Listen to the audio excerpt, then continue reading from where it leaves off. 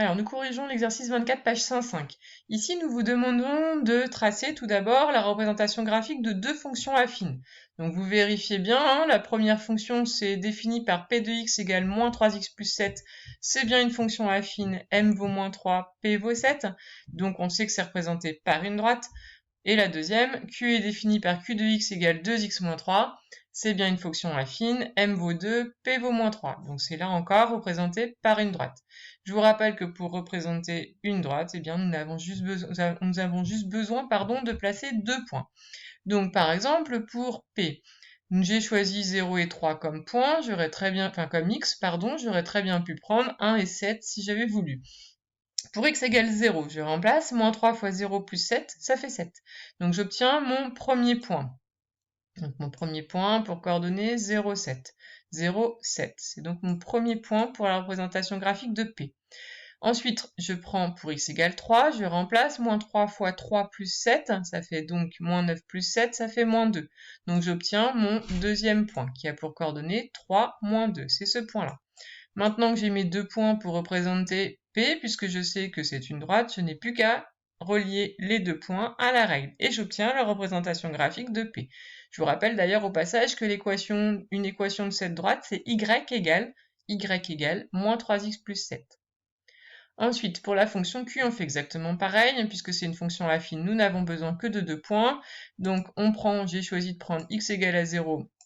Pour x égale 0, ça fait moins 3, donc on obtient notre premier point 0, moins 3, qui est ici, 0, moins 3. Et le deuxième, j'ai décidé de prendre x égale 3, je remplace par 3 le x, donc 2 fois 3, moins 3, ça fait 6, moins 3, ça fait 3. Donc j'obtiens mon deuxième point qui a pour coordonnées 3, 3, 3, 3. C'est ce point-là. Puisque je sais que la représentation graphique de Q est une droite, je prends ma règle et je relie mes deux points. J'obtiens donc la représentation graphique de Q. Voilà pour la première question. On vous demande de conjecturer. Donc conjecturer, je vous rappelle que c'est sans démonstration. On regarde notre graphique, on conjecture le point d'intersection des deux représentations graphiques. On a l'impression que les deux droites se coupent au point I qui est ici, qui semble avoir pour coordonnées 2, 1. Donc on pense que les deux droites se coupent en I qui a pour coordonnées 2, 1. La deuxième question, on va vous demander de démontrer cette conjecture. Donc de démontrer que nos deux droites se coupent bien au point I de coordonnées 2, 1. Alors, deux options s'offrent à vous. La première, c'est de remplacer votre x par 2 dans vos deux expressions de fonction. Alors, c'est pas ce que j'ai fait dans le corrigé, parce que cette méthode-là, elle fonctionnera pas à tous les coups, je vais vous expliquer après.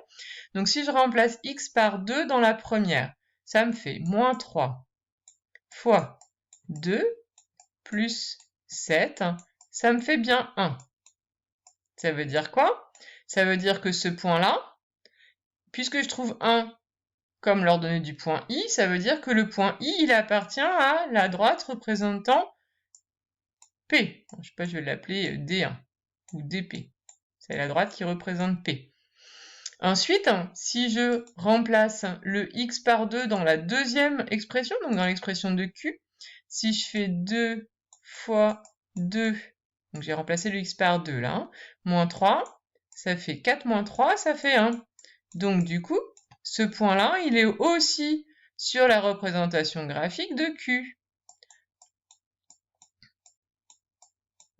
Vous vous souvenez, hein, on avait vu la méthode pour regarder si un point est sur la représentation graphique ou pas d'une fonction.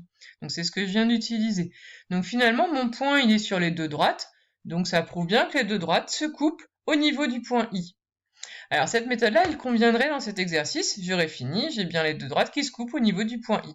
Sauf qu'il va arriver des fois où par lecture graphique, vous n'arriverez pas à trouver de façon précise les coordonnées de votre point. Donc si c'est pas de façon précise, eh bien du coup ça ne marchera pas ma méthode, puisque vous pourrez pas avoir. Là ici je suis partie du résultat qui est le bon résultat. Alors que si c'est une valeur approchée, eh bien ça va pas marcher. Donc pour la méthode qui marche vraiment tout le temps, même si ça tombe pas bien juste, même si on n'est pas sûr de notre lecture graphique, eh bien c'est celle qui est ici. Et en plus, il va arriver des fois où on n'aura pas la représentation graphique, donc on ne pourra pas faire une lecture graphique avant une conjecture. Donc la méthode que je vous montre en petit 2, donc j'efface cette méthode-là que finalement, je vous en montre donc une deuxième qui marchera tout le temps. pour savoir quand est-ce que deux droites se coupent, eh bien, on va résoudre une équation. Encore une. Quelle équation? Eh bien, on prend P de x et on prend Q de x. Qu'est-ce que ça veut dire que les deux droites se coupent? Eh bien, ça veut dire que P de x vaut Q de x. Donc, j'écris P de x égale Q de x. C'est-à-dire moins 3x plus 7 égale 2x moins 3. Je résous cette petite équation. Donc d'abord, j'enlève 2x de chaque côté et en plus, j'ai enlevé 7 de chaque côté. Je suis peut-être allé un petit peu vite, certains iront peut-être un petit peu moins vite. Prenez le temps de résoudre votre équation. On simplifie, ça fait moins 5x égale moins 10, puis on divise par moins 5, puisque ici c'est un fois. Pour se débarrasser d'un fois, on fait une division, donc x égale moins 10 divisé par moins 5, on trouve 2.